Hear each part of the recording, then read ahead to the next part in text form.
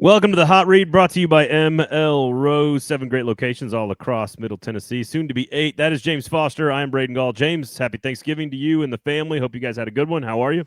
I'm doing great. It was an awesome holiday weekend. A ton of football. It was. I rotted on the couch and watched football for like 5 straight days. So it was Hey, awesome. also a lot of news in the college football world, and I know you Yeah. watch as much college ball as I do, and so pretty dramatic week, especially in the SEC around the coaching carousel. So we'll get into a little bit of college ball a little bit later on in the show. We will dive into sort of how Titans fans should be consuming championship weekend. You have 2 matchups in the Big Ten and the SEC that are just absolutely loaded with NFL players. There's also a weird element to the Ohio State-Indiana game that's about the quarterback. I know near and dear to your heart that might actually impact the Titans at the top of the draft as well, so we'll get into that. We're going to dive into the rookie class today, and we'll take a look at how those guys are progressing. We now have a couple of games of like full game tape on Kevin Winston. We'll take a look at the offense, some of the pass catchers for Cam Ward as well, coming off what is probably their worst showing, but I'll get James's take on that against the Jaguars, and we'll talk J.C. Latham because that's a topic of conversation among Titans fans right now, James. So otherwise, where can the good people find all of your great and amazing, spectacular work? Yeah, Twitter at No Flags Film and YouTube James Foster, and then also co-host of the Daft on Draft podcast on YouTube. There you go. So follow him there, support him there, and if you're watching this show, please subscribe to the YouTube page, subscribe to the podcast feed, tell somebody about this. We obviously appreciate your support, and make sure you go swing by ML Rose. We got the Saturday wing special. This is the last Saturday where you can go get all those wings at discount prices. We'll get a results. We'll get the standings finalized at the end of next week. We'll have I know everybody's waiting on the edge of their seat for who won the wing wars in Nashville this fall on Saturday. So we'll discuss that next week probably, but you still got a chance to go get those wings. Great place and way to watch conference championship Saturday and Friday evening, I guess, technically. In the college ranks, you can get buy 16, get 8 wings free. Great drink specials, trivia night. You got 2-for-1s on Thursdays. You got brunch menu for the kids and the fam on Saturday and Sunday. Great place to watch Titans games as well. So make sure you check out all the great locations across the mid-state area. ML Rose Neighborhood Pub. All right, let's start with the offense here in general, because I thought there were, 1 score loss to the Chargers, 1 score loss to the Texans, 1 score loss to a very good Seahawks team.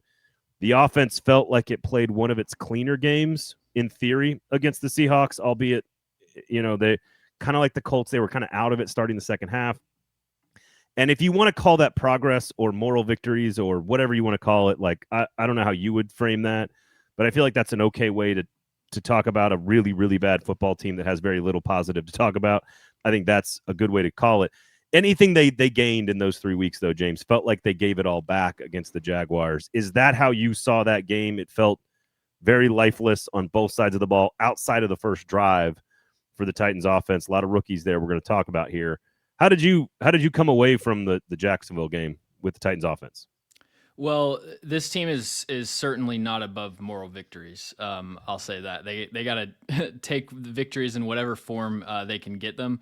But like, I mean, in all seriousness, it's not, I said this heading into the year, this is not a team that we should be expecting to, win a bunch of games and compete for playoff spots. It's about evaluating the individual pieces of the roster and how the young players grow and develop throughout the season. So that's kind of been my approach to just like what my takeaway from every game is it's pretty much agnostic of win loss, and it doesn't really matter because it's a loss every time pretty much. With that being said, though, I do agree that there was a lot of progress that was kind of backtracked in this game, specifically from Cam Ward. I think probably is the best game of the season against Seattle, and then arguably the worst game of the year this past week. I mean, I charted his performance just great, good, bad, terrible by like plays. I had 0 great, I had 3 good, I had 6 bad, 4 terrible. So 10 You're saying negative, just pass attempts. just passing. Yeah, 10 negative, 3 bad for Cam Ward, and that's not including like routine screens and checkdowns and Oh, stuff. wait. Go through that scale again. Yeah, so 0 great 0. plays or throws, 3 good, let's see, 5 bad, Okay. 4 terrible. Yeah. Okay. 4 terrible. Okay. All right. Okay. That's awesome. It's great news. Here's the thing: leaving the stadium, and it's not like I can put my finger on one thing. That's what you're here to do, is to sort of show each like the details of where he didn't do the job. But it felt like not only were the things that I think we've talked about him needing to grow in, whether it's footwork, whether it's timing, whether it's proper. Like, it feels like he goes through progressions, but sometimes he goes like out of order. I know that's like a very simplified way of saying it. But I like it. There's things that he needs to work on, things that he's talked about a lot of the season, and we've talked about. Those didn't look good, but also the other stuff didn't look good too. Like the stuff that we like about him, which is the quick trigger and the release and the sort of instincts and the intangibles, like all the stuff that we think he's good at didn't look good either. And I don't know what to make. Like, Jacksonville's got some really good high level talent, but I don't think they're that good on defense. This was Cam Ward beating himself. Really, as far as like the issues that I saw in this game. So early in the game, a 3rd and 5 sack. He took a 3rd and 5 sack where he had a clean pocket, wide open sit route to Elikai Manor. That he just, I think as a shorter quarterback, sometimes it's either harder for him to see stuff over the middle of the field. In this case, I think he might just not have the confidence that he can, get it over the line and clearly see the passing lane. And then the very next 3rd down on 3rd and 3, he passes up a wide open shallow crosser that would have moved the chains. But on 3rd and 18 though, he hits those 3-yard crossers really well. Yeah, and he had a really nice in-breaker on 3rd and 13 for 12 yards to set up right. A potential easy 4th and 1 conversion that any coach that has paid attention to the analytical revolution of the last 15 years would go for it there. But so that was one of his positives. Other stuff I had in the negatives, there were 3 overthrows, a couple hole shots, and then a curl to Elikai Manor when he had pressure in his face. There was an interceptable pass on a crosser late in the game where an edge rusher dropped into the passing lane. And then the other terrible play I had was the 4th and 18 check down, which should just, the description alone. Yeah. Tells 4th and 18 check down. Yeah. There was one time where I think he threw like a 2-yard crossing route or maybe a dump off to the running back on like 2nd and 15. So they get to like 3rd and 12, and then he throws like a 2.5-yard or 3-yard check down. And it's like what and I'm not saying that's not what the play dictated, and the defense wasn't great. And I didn't go back and look at that exact play, but I just remember that sequence going, is that the play calling? Is that the quarterback? Like, what are we doing here? He's become very check down happy, like almost too quick to get to his check down. And this is something, I was working on the JC Latham video before we recorded this, and I'm going through Latham's snaps, and I'm trying to like find, when you see a player has 40 pass blocking snaps in a game, only a handful, like maybe 12, 15 will actually be one-on-one, like in the action, true pass blocking snaps. The other one are kind of just like, nobody rushed to your side. You've got help, whatever, empty snaps. And so when you're watching an offensive lineman, I'm trying to basically filter through all those snaps. And with JC Latham and with all of Tennessee's offensive linemen, there's so many plays where the rusher never even really gives him a good pass rush attempt because the ball is out so quick, and the pass rusher like sees Cam Ward, just gets to his check down, and it's like it could have been a good one-on-one rep, but the ball's out so fast. So I think part of that could be like some learned from the pressure early in the season, especially, although I don't think the offensive line has been terrible over the last few weeks. And then I think also like he's probably been coached to get to his check down. I think that's the thing is he was Callahan before, and certainly now they are drilling into his head. Don't take the whole shot, take the check down. And now he's too check down happy. And I agree with you. He's also seeing ghosts. 48 sacks through your first 12 games is no bueno. So you mentioned Latham. Let's get into that. I guess the question. Can I say one more thing with the passing game? Yeah. So there were two plays that I wrote down specifically. So there was one that what they were trying to do is have Alec Imanor run a sit route, like a 4 or 5 yard sit route, and then you've got DK wrapping behind him on a basic or an end breaker at like 8 to 10 yards. And what happens is that Alec Imanor gets jammed off the line so bad that his route widens out like 5 yards, and they end up breaking at the exact same point. And so that was the play where Cam threw to like two receivers that were standing right next to each other. I'm sure the natural inclination is to blame the offensive coordinator, but like I guarantee you, no matter how incompetent an NFL offensive coordinator is, none of them are. They don't draw it up that way. They're not telling, like, so if you want to blame them for, teaching the execution, all that, they're indirectly responsible, but nobody's calling that play. And then another similar one. This was in the fourth quarter, and they ran like a deep passing concept. I think it was 3rd and long, and obviously nothing gets open, which is kind of what usually happens. So he goes to his check down, and he's got 2 check downs that are standing right next to each other and collecting all of the underneath defenders to cover both of them.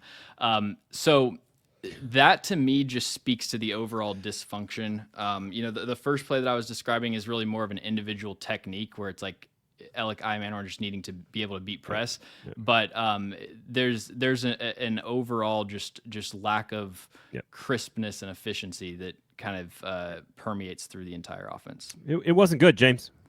It wasn't a good game from the offense. I think he's not getting any help. Cam and the rest of the players are not getting any help. I think Bo Hardegree's play calling has been questionable since the very first game.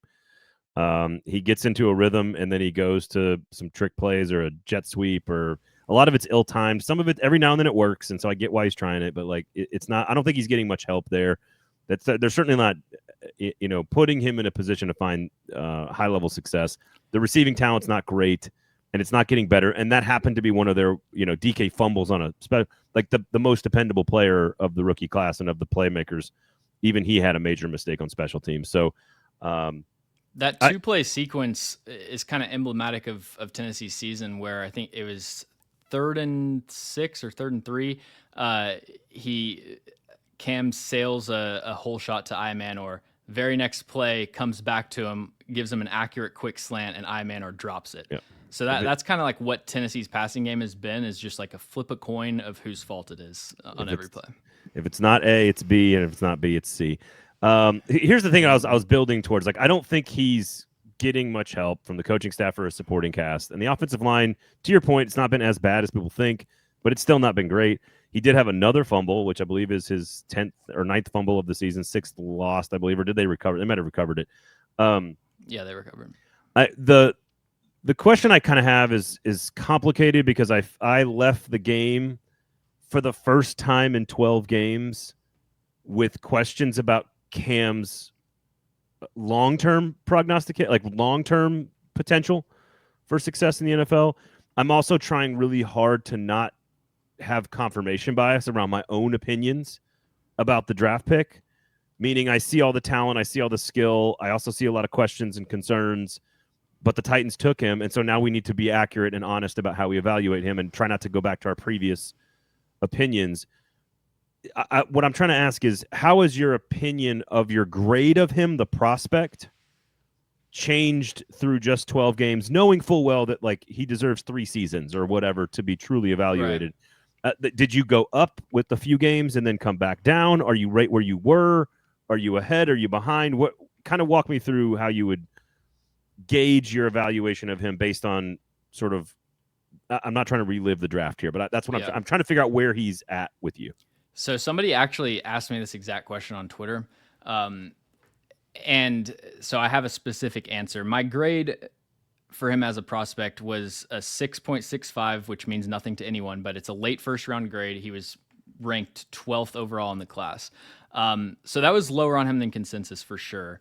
I would raise it up to a 6.8 now, which would still be a late first, and it would put him at 9th overall in last year's class. So a slight bump, but overall, like I still feel about the same.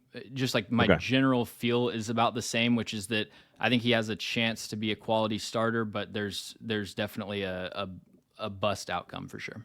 Well, so going back to the number score here, because to your point, not everybody knows your personal scale, but like try to compare the 6.65 to the class before. Let's say, what was it? Why am I drawing a blank on who was first overall? Is it Caleb Williams and then Jaden Daniels and then Drake May? Use those three, and then maybe pick your highest rated quarterback, which used to be Ty Simpson. Is it now Fernando Mendoza? I don't know who you got. Dante Moore. Yeah. Dante Moore. Oh, it's Dante Moore's turn this week. Okay. Yep. So give me the three this year and the three last and the three 2 years ago, and kind of compare where Cam was coming out, first of all. And then where does the 6.8 rank relative to those two classes, the one before and the one after the Titans took him? So Dante Moore, I've got a 7.43, which is a top 5 grade. Fernando Mendoza, 7.33, which is a top 10 grade. Ty Simpson, I've got a 6.81, which is a late first. And then Cam, I had it a 6.65. Okay. If we go back to the 2024 class, need a second for it to load, but I can already tell you that the highest graded player I've ever had is Drake May. So he was my highest graded player in that class. And then the second highest graded player I've ever had is Caleb Williams. So he would slot in it too. So ahead of Dante Moore at like 7.4 or whatever. It would be Drake May, Caleb Williams. This is as prospects. Dante Moore, Fernando Mendoza, Cam Ward. Okay, where's Jaden Daniels at? Jaden Daniels would be below. He would be right below Fernando Mendoza.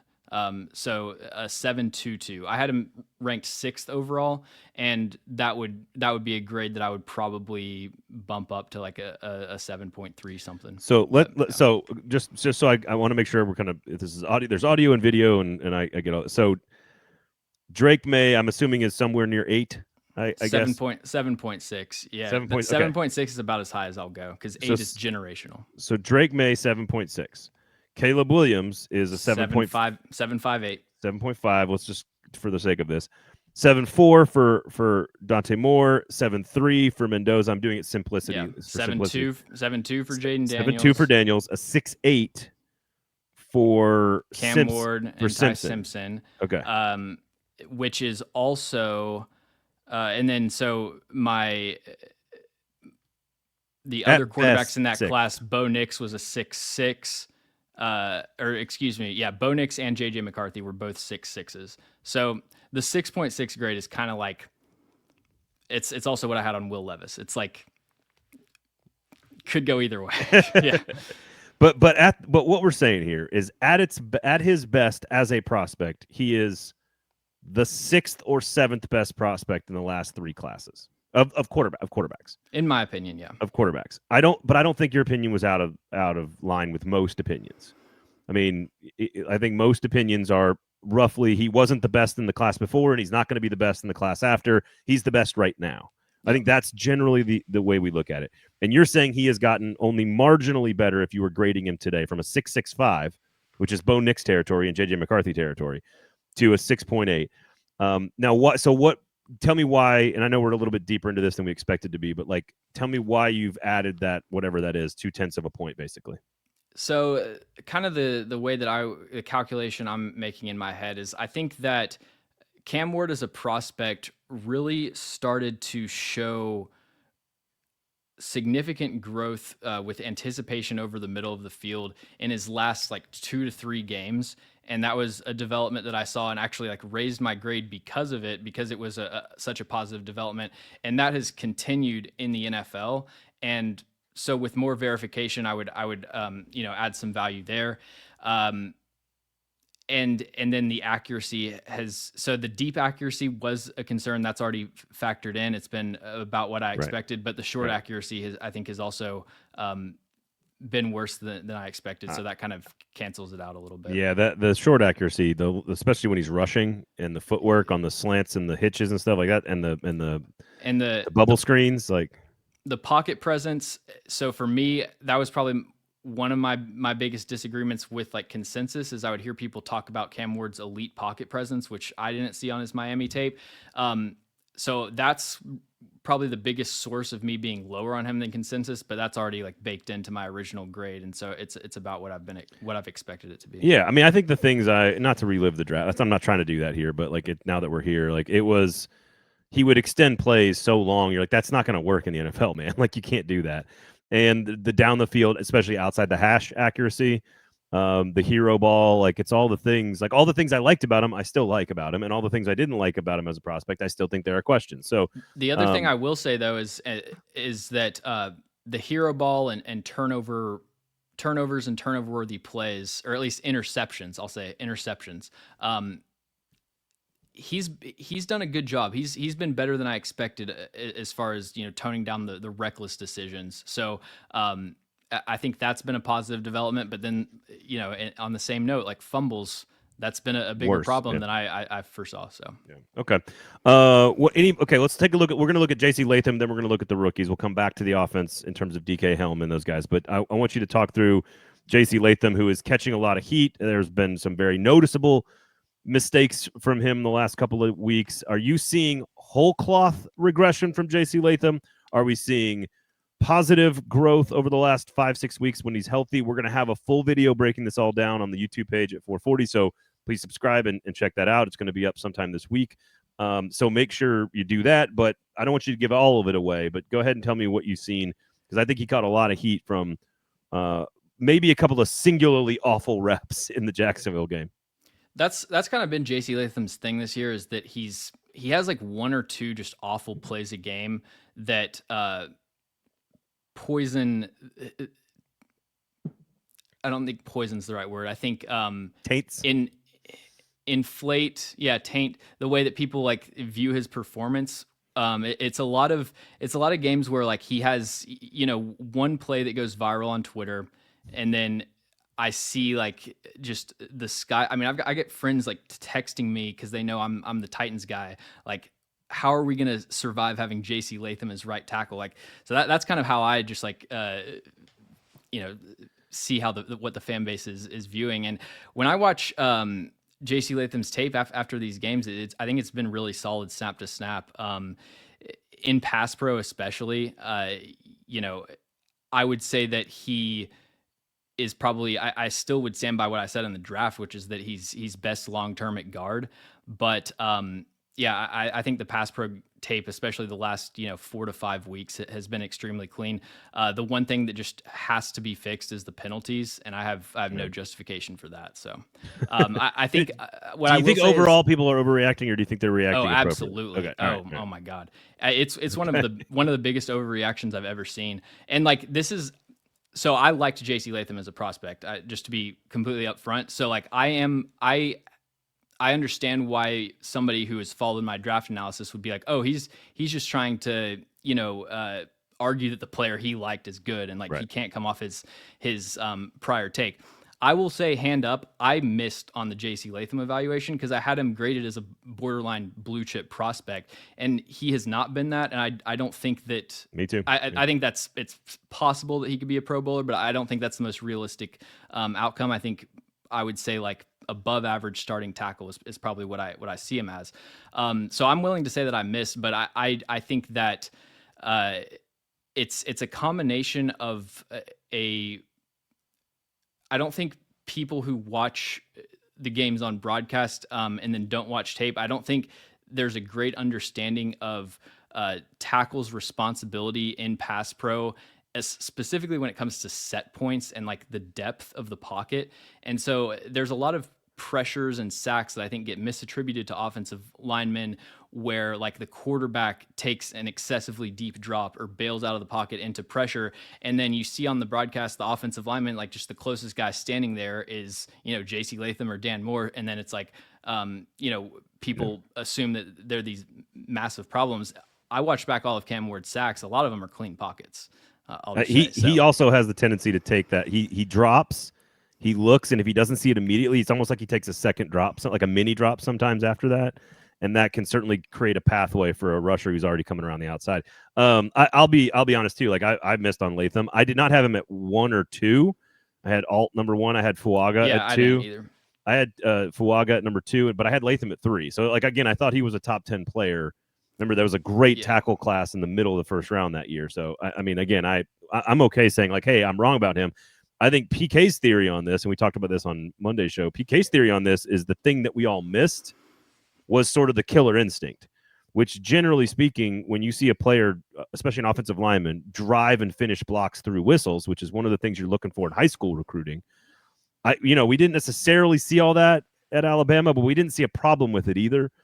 And I think the want to is where PK, and that it's rare to question athletes' sort of commitment to, the grind or whatever. But like that's sort of where that's where PK is seeing it, being in the locker room and talking to these guys. That the veterans are expecting more, and he mentioned Sweat as well. That like those two players are the players that don't feel like are, I don't know what the right phraseology is. It's not committed to the team or whatever, but it's like they're not. They could do more, but like from a focus, commitment, effort standpoint, and that's all he's delicate. That's a very delicate place to be questioning players. Yeah, I agree. I try to like stay away from that, but I will just say that Latham's answers in interviews and press conferences, they don't encourage me to double down on him. I'll say, like, he's a very thoughtful dude. I've talked to him a few times. Like, he's very thoughtful, and sometimes it feels like he's somewhere else because he's so thoughtful. Like his brain is like, does that make sense? Yeah. Is that what you're picking up on? Like, I feel like he's kind of just willing to. I don't know. It's hard to explain. I get what you're saying. Like almost like an NPF kind of personality. He's clearly very intelligent. Like, yeah, clearly. But I think honestly, if you gave somebody who like knows ball the offensive tape from the last 3 Titans games, and you filtered out false starts, I'll say that, and you asked them like, give me the 5 biggest problems on the Titans offense, I don't think they would have J.C. Latham in the top 5. Interesting. Give me the top 5. Ooh, Elikai Manor. You going just players here?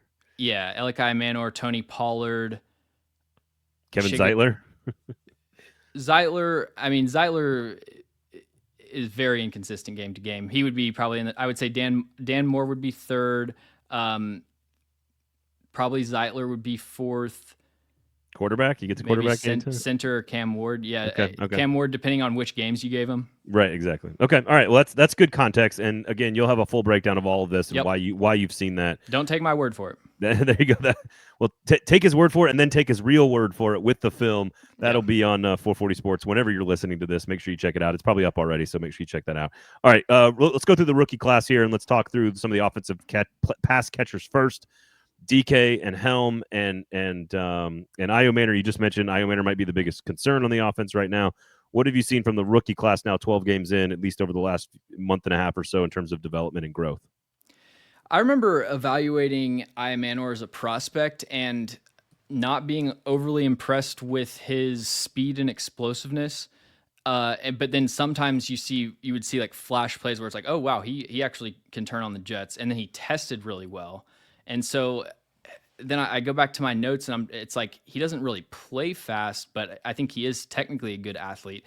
And then I see that on his NFL tape. Like, going back to that same thing, if you showed Elikai Manor to somebody that knows football but has never heard of him before, like if you showed them his NFL tape, I don't think they would say he's fast or explosive, but he tested great. And he gets to where he's supposed to go generally faster than it looks. Does that make sense? Yeah, I don't know. I think I would disagree with that probably. I think when they try to run deep passing concepts, 2-man route combos with max protect play action, you're sitting there like, I'm checking my phone waiting for the routes to develop, like the Cam Ward is sitting in the pocket, and like it looks like Io Manor's jogging down the field. And then my biggest note with DK is that he is really fast, but he has no like hand usage or crafty swipes and wipe technique and everything to get the DB's hands off of him and play through contact as a route runner, which is critical for slender receivers like that. And so you've got DK, who technically is fast, but he's getting weighed down by man coverage. And then Io Manor, who is theoretically fast. Some plays he's fast, but it kind of like, again, I don't want to say somebody's loafing, but it looks like he's not running full speed on these routes. So I was misunderstanding what you were saying, because I've always thought he didn't have the athleticism, but that and I'm not comparing him here, so don't go crazy with this, but like the DeAndre Hopkins type of player, the Devontae Adams type of player who's never really actually open, but just has tremendous body control, has great feet at the get off, great ball skills in terms of traffic and contested catches. But most importantly, one of the things about playing receiver is body positioning against the DB and knowing where your route's going and how you're going to position your body against that DB, because you're not going to beat him with speed. And so I in practice and at Stanford, I thought I saw him knowing where to put his body, whether it's outside, inside, shade it here. I always thought I saw him overcome his physical limitations with sort of the heady wide receiver stuff. And I saw some of that in training camp, where he somehow figured out a way to get open on a route where, physically he doesn't have the parts to do that. And I saw it early in training camp, and I saw a little bit of it early in the NFL routes. It seems like people have figured out what they can do to him now. And so I don't know what his next step is. Does that make more sense? Yeah, I that's just not really how I view him as a player. Because I mean, he tested great. Like I don't have his numbers pulled up, but like he has really. Yeah, his explosive testing was the jumps were really good. And you see it on some plays. Like after the combine, I went back to his tape. I'm like, okay, yeah, I see how like his max athleticism actually is probably better than I thought, but doesn't have a great skill set at the line of scrimmage to get off of press, and so that's gonna automatic reduce your route speed by 15%, give or take. And the precision, as far as you can tell, that he does not have the landmarks and the step counts down for the timing based routes in this offense. So 4.4, he ran a 4.44. Wow. Yeah. Yikes. 1.58, 10-yard split, 38.5 vertical, 10.7 broad. Man, I didn't think he tested that well. Yeah, I didn't think he would, for sure. Yeah. Okay. All right. And then what about Gunnar Helm? Like the common refrain is they don't know how to use him. They don't target him enough. They don't use him enough. They don't play him put him in the right spots. Is that what's happening, or is there more to it than that? So I think that there is kind of a cap to how much you can use a player like Gunnar Helm, who doesn't really have the seam stretching speed. And I guess, using him more, that would involve like just throwing up contested targets to him, which I think in this offense is relatively high percentage, or giving him design touches on like screens and stuff, which I don't. He's not an explosive yak guy. I mean, yeah. So I don't know that.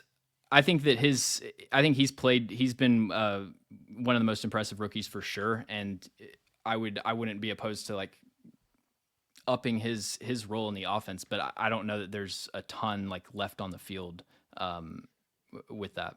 I mean, I feel like his positioning and length and ranginess, like like those smash routes, and he's very good at getting to where positioning the body against the DB and then creating a place for the ball to land. And he's really smooth out of breaks despite not being that fast. So. Yeah, that's right. All right. Anything else on the offensive weapons? Do you want to see? You were mentioning Zeitler. One of the other conversations is Jackson Slater needs to start from here on out to see what they've got in him. I don't know. Is that worth talking about here? Just the see what they've got in him argument, I just never buy, because they have practice, and like I think they know what they have in Zeitler right now. Not saying they know what he's going to be, but he's got some reps on tape, and I wouldn't put him on the field just purely for evaluation. Well, you know what I mean, like that he should be the starting guard. See if he can figure out what he's doing. See if he can learn on the job, etc. I mean, I agree they know what he is. You certainly know exactly what Zeitler is. You have every possible conceivable study. There's nothing to lose. That's where I'm at. Sure. That's where I'm at. All right, you want to move on to the championship games here? Or do you have anything, or do you want to? No, let's talk Kevin Winston real fast. Finally getting some full game tape in. Played him a lot in the slot and down in the box in this particular game, but absolutely anytime he was in high point coverage, it was not pretty. I still think he's got a lot of good instincts, and he's a really good prospect, but it wasn't a great day for the Kevin Winston stands against Jacksonville. Yeah, it was one of the worst like safety coverage performances that I've seen this year. I mean, Brenton Strange agrees. There's that one, like maybe the second drive of the game. They just marched down the field, and every single play they targeted him, and there was absolutely no resistance. So yeah, the route recognition is like starting at square one.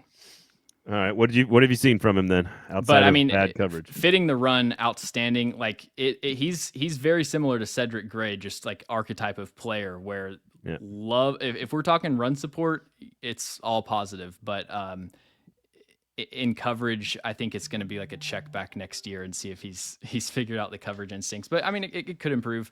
It was his biggest issue in college, and didn't have a ton of experience, and so you can see where there's some room to grow there. But definitely got to happen within the next year. What situations would you put him in? Press man on tight ends.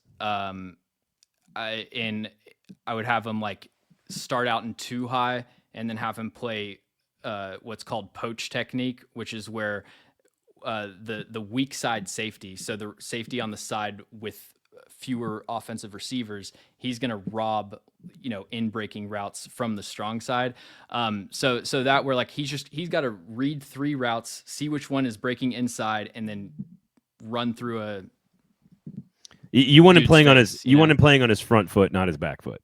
Exactly. To use a soccer term. I don't want him backpedaling, having to sense, sense where routes are developing behind him while reading the quarterback's eyes. Flipping the hips. You don't want him doing all that stuff. Right. If he has the range, it's not an athletic limitation. It's just the eyes aren't there yet. Yep. All right. Anything else on the rookie class you want to add? That's all I got. All right. We'll do more of that as the season goes along here. Let's dive in quickly. ML Rose, make sure you support ML Rose. Come on, everybody. ML Rose.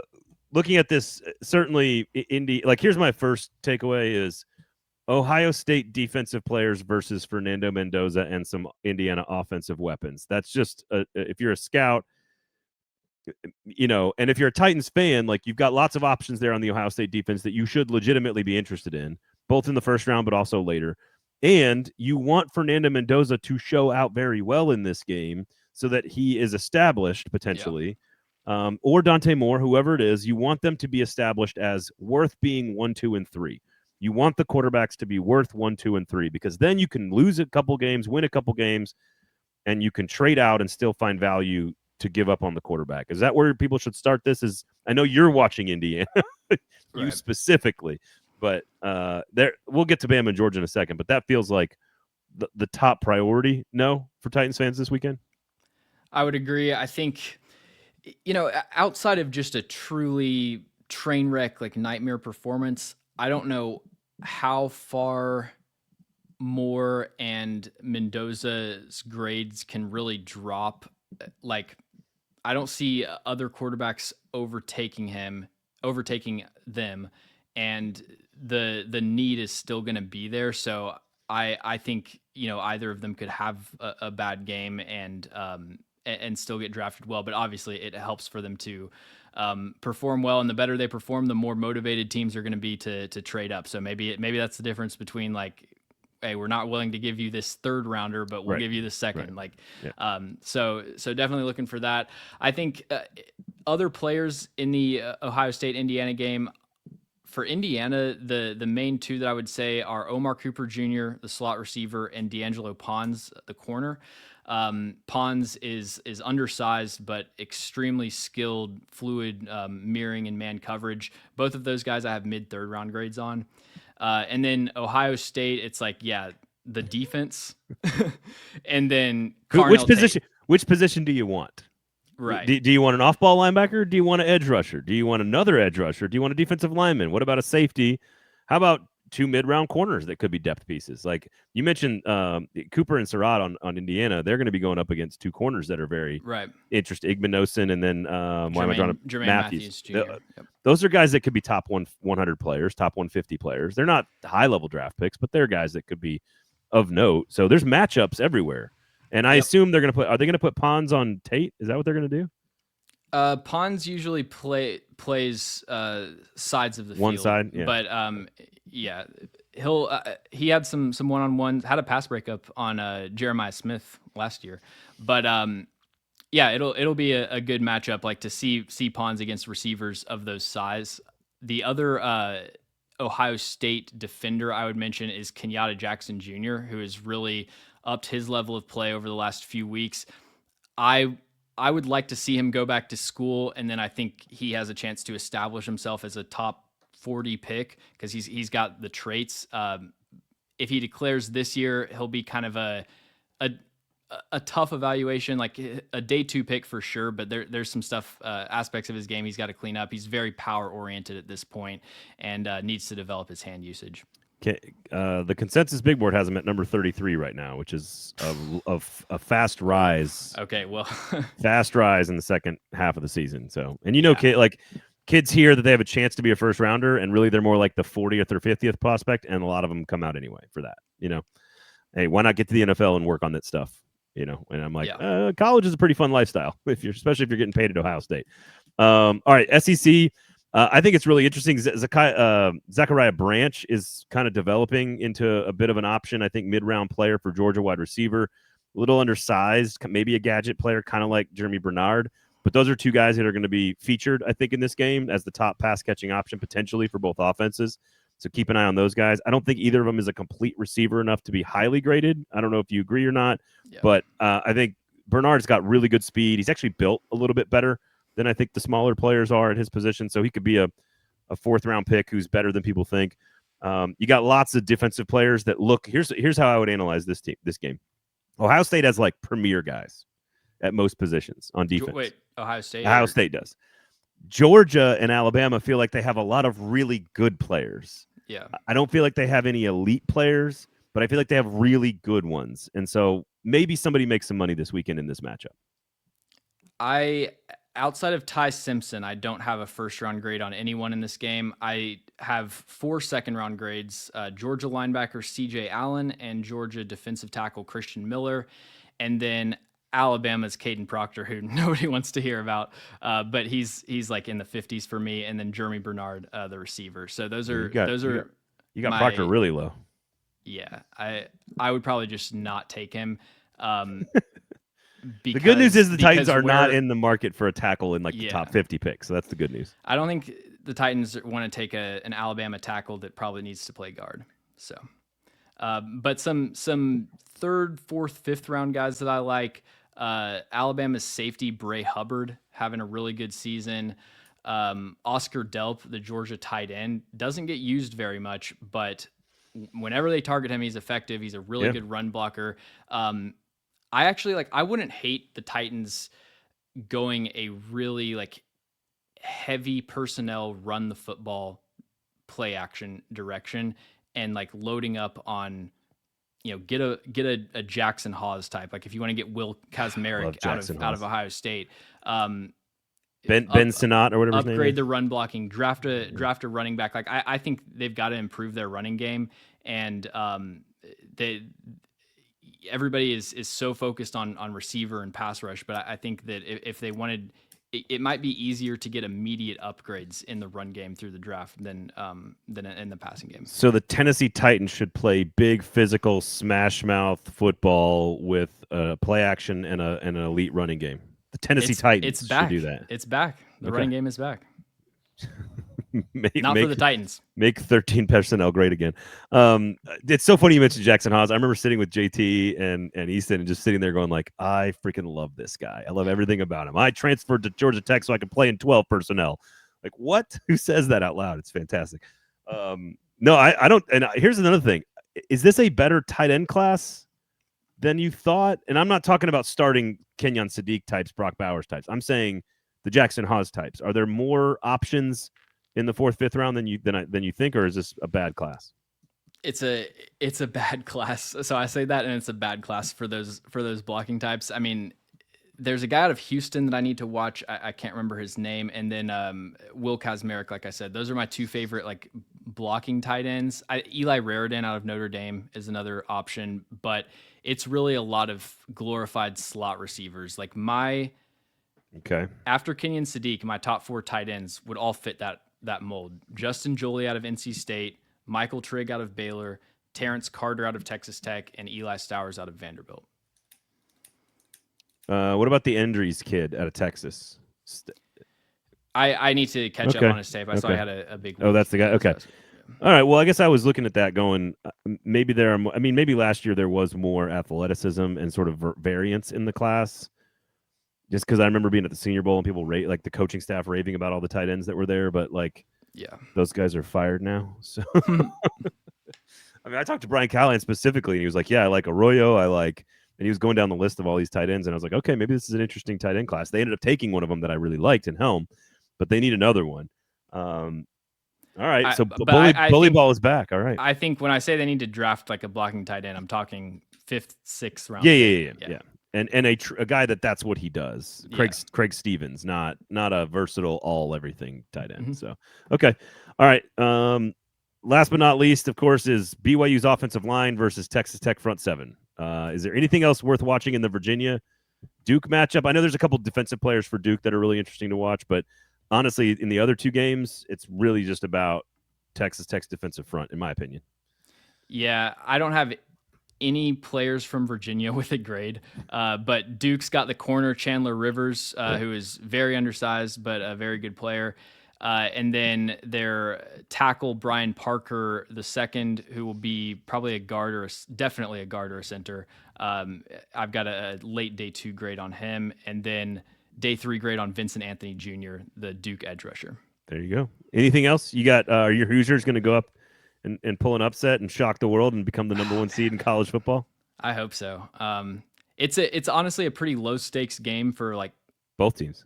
I mean, it's kind of a win-draw scenario. Like, obviously, it would be great to win a Big Ten championship for the first time ever. But if not, it's like, oh well. And honestly, that's my position as an Indiana fan is like, I'm so happy to be here. Like, there's no downside. It's like we go 8-4 next year, and it's like, man, that would have been the dream scenario 5 years ago. So, I'm just excited to see what happens if they pull it off.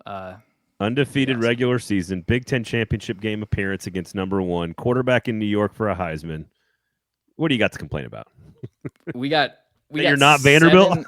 Signed 7 4-star recruits today. We usually sign 0. Wow, look at you guys building it. Hey, you can hire a coach and be good quickly in college in particular. Kirk Cignetti is one of those guys. So, all right, ML Rose, everybody, check out those 7 or 8 great locations, depending on how construction is going in Murfreesboro. And make sure you check out the wing special on Saturday for SEC championship game, as well as the rest of them. You got drink specials and trivia nights and all kinds of stuff every single night of the week. There's something going on, so make sure you go check it out. Spicy cheese curds are unbelievably good. Very, very addictive, I can attest. And you got great drink specials and a brunch menu on Saturdays and Sundays, both for football games as well at all locations. Where can the good people find you and your work, James Foster? Yeah, Twitter, X, No Flags Film, and YouTube, James Foster. I didn't even get a chance to finish my sip of water there. That was so fast. All right, check him out. All of his great work. We do appreciate you guys. Please rate, review, and subscribe on the podcast app. Please subscribe to the 440 Sports YouTube page. You'll get more of James's work there about the Titans, so please go check that out. And of course, 5-star reviews only. If you do not give us 5 stars, you are a hater. Please share the show if you're watching on social media, Twitter, Facebook, etc. I think that's all of the instructions. I do really appreciate all you guys for listening and hanging out. For James, I am Braden. Thanks for listening. Have a good weekend. We'll talk to you next time.